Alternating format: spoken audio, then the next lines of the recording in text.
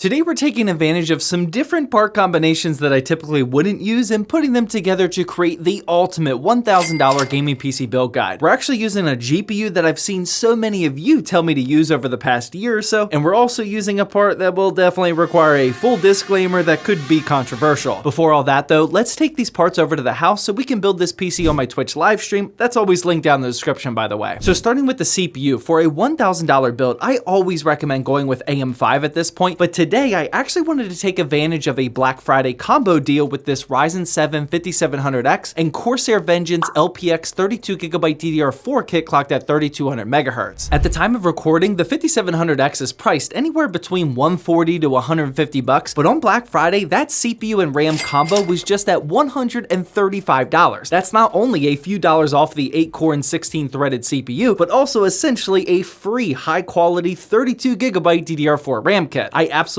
could not pass that up when I saw it scroll over on the ZTT deals section in our Discord server. The 5700X can still handle the higher side of the mid-range GPUs for 1440p gaming, which is exactly what we're using it for, but we're also sacrificing upgrade potential because we're pretty close to the top available option of AM4. I don't think anyone would realistically upgrade from a 5700X to a 5700X3D. I do, however, really like that we're getting 32GB of RAM for free, especially when some games are using above 16GB these days, and this cheaper AM4 platform allows us to use more of the budget towards a better graphics card. Before that though, let's take a quick break for the sponsor of today's video, Corsair and their new K70 Core TKL keyboards. If wireless isn't your thing, then there's an affordable wired option, but personally I prefer the wireless because of the multiple connectivity modes for my gaming and streaming PCs, and this version also comes with the magnetic wrist rest. Other than that though, they're about the same, and both boards come with this multifunctional rotary dial, a gaming performance mode which is customizable, and all the bells and whistles in IQ. The sound is where this board really shines in my opinion though, as these are 2nd gen MLX red switches, 2 sound dampening layers, as well as pre-lube stabilizers. Both these keyboards are available with the first link down in the description, and thanks again to Corsair for sponsoring this section of the video. Next up we have the motherboard, and this is the ASRock B550 Phantom Gaming 4 AC. Now I explained this in a recent video, but Newegg accidentally sent us both this and the micro ATX version of the Phantom Gaming board by accident a few weeks ago, so that's literally the only reason why I'm using it today. Now, this one is perfectly fine, and I like getting some B550 action in there, but feel free to go with any other model as there are some cheaper options available. Even though I got it for free, I'll be using its $95 price point in our final build list, so don't worry about that. Moving on, we have the SSD, and this is the Silicon Power 1TB UD90, which is a Gen 4 NVMe drive that costs just a bit over $50. After that, we have the power supply, and this is the MSI Mag A650GL, which I grabbed on a nice Amazon Prime Day sale down to $70. Typically, this PSU is around 80 to 90, and I'd still recommend it at that price, but for $70, it's an absolute steal. This is a fully modular and Tier B rated unit, which are the main features that I'm looking to get out of it. I also plugged in some Asia Horse 16 gauge white cable extensions, which you don't typically see with a black case, but that contrasty color scheme will make sense in just a little bit. And speaking of the case, that's the Antec C3 ARGB, and just like the motherboard, the only real reason I'm using this is because I already had it here in the studio. If you watch the Twitch live stream of me building, you'll know what I'm talking about, but basically the value of this case comes from the final product and not the build process getting to that point. The starting point of cable management is certainly not doing us any favors, and there just isn't enough depth or spots to make this a nice cable management build. I love how this C3 ARGB looks from the front with everything inside of it, but trying to manage all of these cables in the back can easily take you an extra 20 minutes. I mentioned this during the stream, but if you're one of those types of people that actually enjoys the brutal process of cable management, then this is definitely the case for you. To add to the contrasty white and black look though, I also threw in this white up here GPU sag bracket. This isn't 100% necessary, and it was more of an aesthetic choice, but it does kind of help whenever you have a longer 3-fan GPU, which is what we have. And speaking of which, the GPU that I've seen so many of you comment about lately is the RX 6800. This is AMD's previous generation and almost 2-generation old GPU now, but with 16 gigs of VRAM and plenty of 1440p performance, it's still actually a good buy. On Black Friday, I scooped this XFX Swift 319 model for $348, and at the time of recording, I don't see a single model anywhere near that pricing, so this was a good deal. We're gonna fully benchmark the performance in just a bit, but for a quick preview, head on over to zttbuildhelp.com and click on those GPU comparison charts. For 1440p, here you can see that the 6800 is sitting between the RTX 3070 Ti and 3080, as well as being pretty close to the RX 7700 XT. The 7700 XT is already some of the very best 1440p value that you can get right now, but that card usually costs around $400 and has 12 gigabytes of VRAM. This 6800 has almost 4 gigabytes more and about $50 cheaper, so I can already see why so many of you are still recommending this GPU. It's going to be tough to find it at this sub $350 price range in the future, but if it ever pops up available around there, I definitely consider picking it up. Before we see what it's capable of, one more part that we have to check out, and it's the controversial one that I was talking about, which is the NZXT Kraken 360 Elite RGB Black AIO. To make this a short story, you've probably already seen my NZXT response video about some of their shady business practices, which I'm not going to re-explain here, but as a disclaimer, this is another part that I had in my studio that I decided to finally use. No matter if you want to support NZXT or not from here on out, even just their custom PC building components like this one, that is totally up to you. For me personally, if I already have the part, I'm just going to use it. By using this part, I am in no way showing support for NZXT. That won't happen unless they can seriously turn things around over there. But at the end of the day, this physical product that was already sitting on my shelf was a great option for this build. If you're trying to follow this along at home and you don't support NZXT, which again, I totally support you doing, then feel free to go with some black RGB 360mm alternatives like the Arctic Liquid Freezer 3 if it's in stock, the Thermalright Aqua Elite if you want to keep costs down, and Corsair has plenty of options as well at various price points. Back to the entire build though, here's what the final parts list is looking like, and my total price came out to be $1,077. If you use a more reasonable and cheaper AIO, that'll easily drop you under $1,000, but again, I got some pretty crazy deals with the free RAM and the RX 6800 deal. This is definitely one of the more tough builds of mine to copy, which is why I just titled it at $1,000, but if you're looking for some more inspiration, you can of course check out my totally free build guide templates at zttbuildhelp.com. Let's fire up some benchmarks though for this build, and I want to start with 3D Mark's Steel Nomad because it provides a consistent testing score that we can use to compare to other builds. This Ryzen 7 5700X and RX 6800 combo cranked out a score of 3,205. If you compare that to my Captain America themed $1,000 build, which is honestly how a lot of people are building with a more typical Ryzen 5 7600 and RTX 4060, that build only cranked out a Steel Nomad score of 2,322. The RX 6800 is a much better buy than the 4060. However, if you compare that to my recent $850 pure performance PC with the 5700X and an RX 7700 XT, that one got just slightly higher. That build costs $150 less than today's build and uses the same CPU, but that's simply the difference between a more aesthetic build and a pure performance one. That pure performance build doesn't look nearly as flashy, have as much RGB customization, and definitely not an LCD screen with water cooling, but if that's what you're looking for, then that would still be a good one to follow. Getting into some other games for this build though, next up we have the new Delta Force, which I still haven't tried myself yet, but in 1440p with very high settings, we got a solid 123 FPS. That 1% low at 36 is pretty low though, but hopefully that's more of a new game issue that just needs some more optimization. Another new game that we tested is Marvel Rivals, and this one I have been playing just a bit with my 5-year-old son lately, and in 1440p with high settings we got 90 FPS. Black Myth Wukong is still pretty new in my opinion too, and in 1440p high we got 84 FPS. Here's the rest of the games that we tested, and as you can see, every title is up there at 1440p around high or ultra settings. Despite being a little older now, that RX 6800 is still smoking games in this resolution, and the 16 gigabytes of VRAM ensures that you'll be able to hang on to it for at least a few more years. Just as a heads up, we posted a dedicated benchmarking video with about 20 different games over on the ZTT Extras channel. Be sure to check that out and hit the subscribe button so you don't miss those videos. Honestly, I really like how this build turned out, and if you couldn't already tell, this allowed me to get some parts that were collecting dust off of my shelves. I probably wouldn't have used that motherboard, case, and definitely not the AIO, but when all of this is combined together, I'm certainly happy with the result. And if you are looking to get a little closer to that pure performance type of build, then feel free to click that $850 build video that's on the screen now.